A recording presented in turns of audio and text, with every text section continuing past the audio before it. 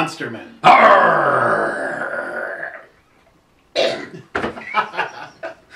That's like if you got a hernia arcing.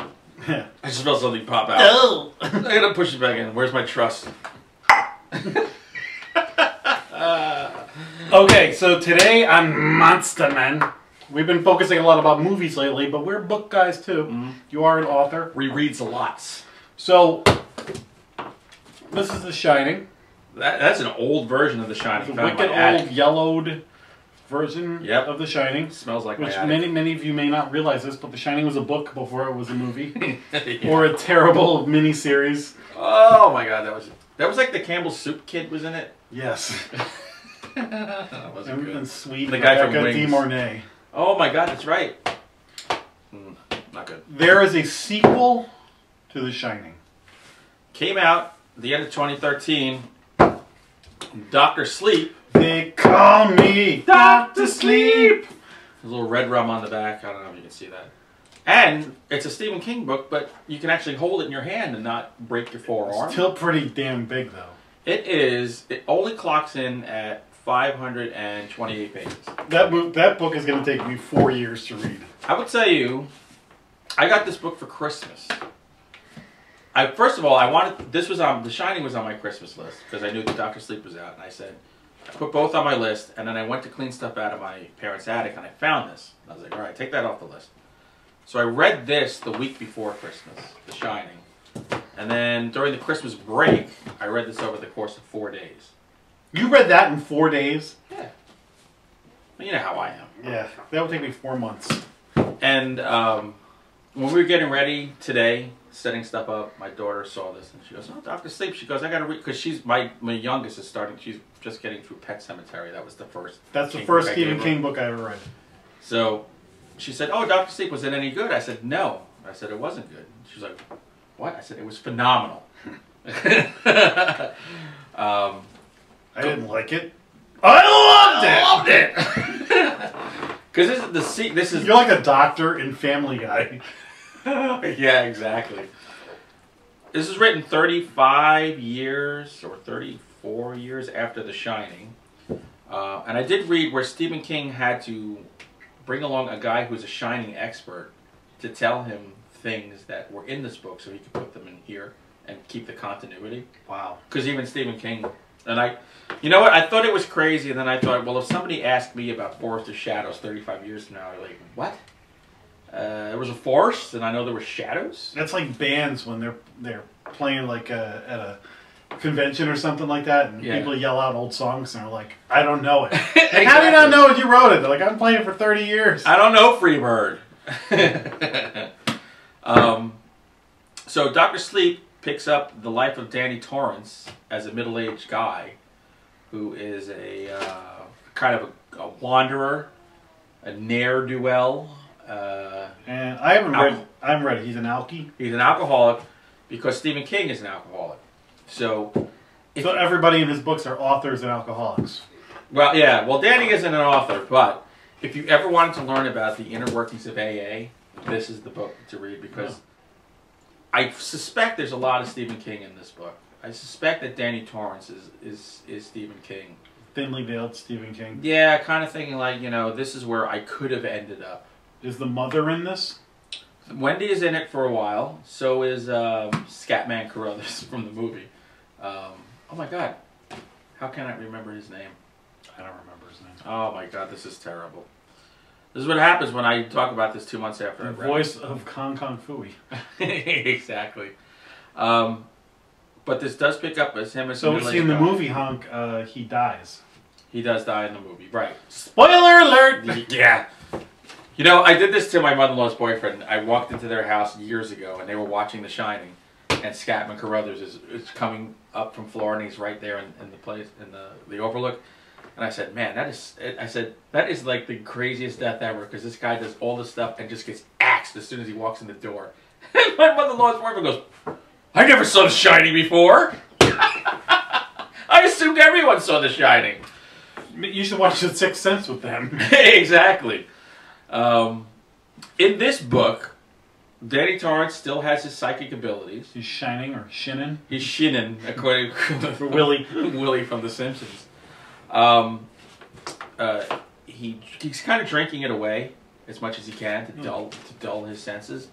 But he does find a town to live in up in New England, and he's settling in, and he's going to AA, and he's establishing a life, and he's working in a rest home or a hospice, and he helps people cross over to the other side when they start to die.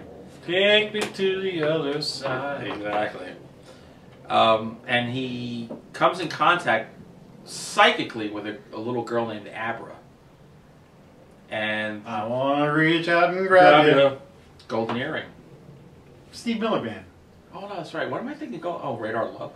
Why am I confusing Golden Earring with? Abra, Abracadabra. That was when they jumped the shark. Yeah, definitely. Danny is called Dr. Sleep in the hospice where he works because that's what he does. He comes over and he helps people go to sleep forever. That's kind of the nickname he's got. Okay. He connects psychically with this girl Abra, who has powers greater than him, which we come to see are probably they're the two of the strongest psychics in the country. Now, here's where it gets strange and actually really good. There's a group of travelers, like gypsies called the True Knot, that are like psychic vampires, who go around the country seeking people like Danny and Abra to suck out their energy. It kind of it enervates them. When I first heard about this book, I heard it was going to be about Danny Torrance grown up and psychic vampires, and I said that sounds like a train wreck. Look. I thought the same thing too, so I'm thinking, all right, it's been 30 plus years since The Shining. He's going to do a sequel. I don't know how this is going to work. And I couldn't believe this guy. Stephen King's a freaking master. I'm sorry. He knows what he's doing. And he's very close to these characters. And he crafted a story I couldn't put down. I mean, I wasn't functioning when I was reading this. Wow. I wasn't making dinner. I didn't want to get up out of bed. I just wanted to sit and keep reading this until I got to the end. And wow, I haven't had a book high praise. Yeah, I haven't had a book to do that to me in a long, long time. And I'm not saying it's perfect. I've yet to read something that's perfect. It was just... Does it need to be this long? Yes, it needs to be that long. Yeah, in fact, believe it or not, for 500 pages, he's really stripped out a lot of the crap that sometimes he'll put in books that is unnecessary. Does Redrum come into play at all? Do they reference it? No. It's just there so the casual idiot that doesn't know it's from The Shining will understand. But it's really good. Cool. And it's funny because when I reread The Shining, I forgot how good this book was. I hadn't read this since I was a teenager.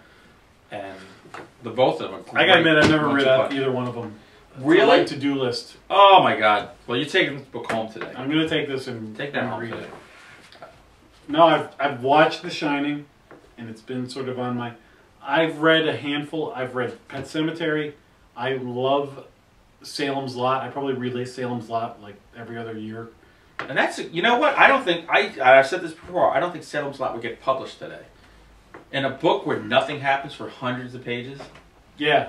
I think, you know, when I say I reread it, I go back and read passages from it. Yeah, I don't think that would ever get picked up. Pet Semetary, phenomenal. Yep. But like Dolores Claiborne didn't do much for me. I mean, you know, not every book. Now, my buddy Kevin, he was my Stephen King guy. We read The Green Mile together. Mm-hmm. We'd read them and then pass them out. He's read The Stand, and what's the other one? The Gunslinger. Yeah, I've never read The Gunslinger one. He loves it. Father Callahan from Salem's Lot shows up in that. Really? So see, that's the one. He's I'm my saving that Stephen King guy, but that's a big commitment. Like you'll read it in a weekend. For me, that's like a lifetime commitment. The book I love by him is Gerald's Game that nobody ever talks about. I never read that one. It's like a guy, he's having an affair with a girl, and she handcuffs him to the bed, and, or he handcuffs her to the bed, and he has a heart attack and dies, and she's trapped in this bed with wolves coming in the door and stuff. Oh wow! Yeah, it's really cool. Women hate it. Did you read it? I got 800 pages into it and stopped. 800 pages? Yep, I stopped. That's record breaking. Wait a minute. 800 pages is too long for anything. I think that book is 1,400 pages. I might be wrong. It's over 1,000. Sweet mother of God. Yeah. I remember I was reading it one day. I was just sitting in my room as a teenager, like, I don't care anymore. I mean, that takes a lot to put 800 pages and not care anymore. Wow. I got to read A lot of people like that book. People love that book. I haven't read it. I might have been in the wrong I heard place. they're going to remake the movie, which I think is good. Because that's about the first half of that movie. It was a TV movie. But when they were little kids, it was good. But once they were grown-ups with John Boy and the guy from Night Court and everybody. and Richard Mall.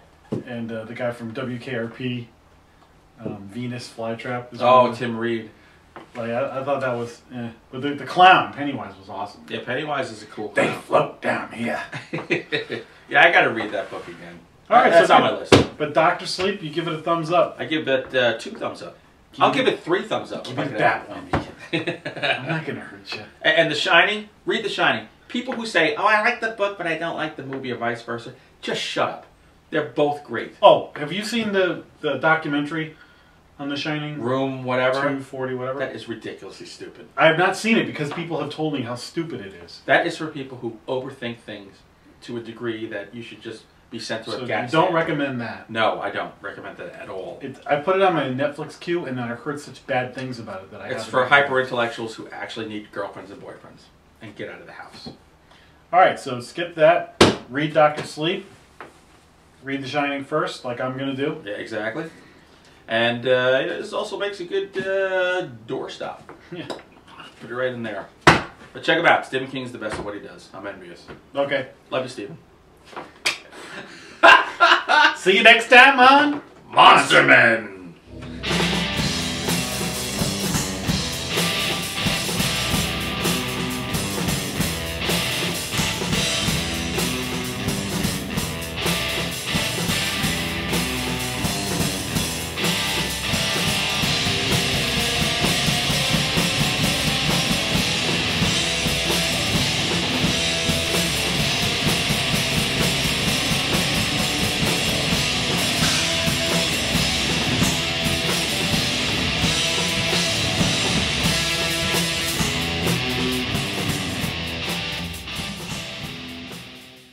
Arg.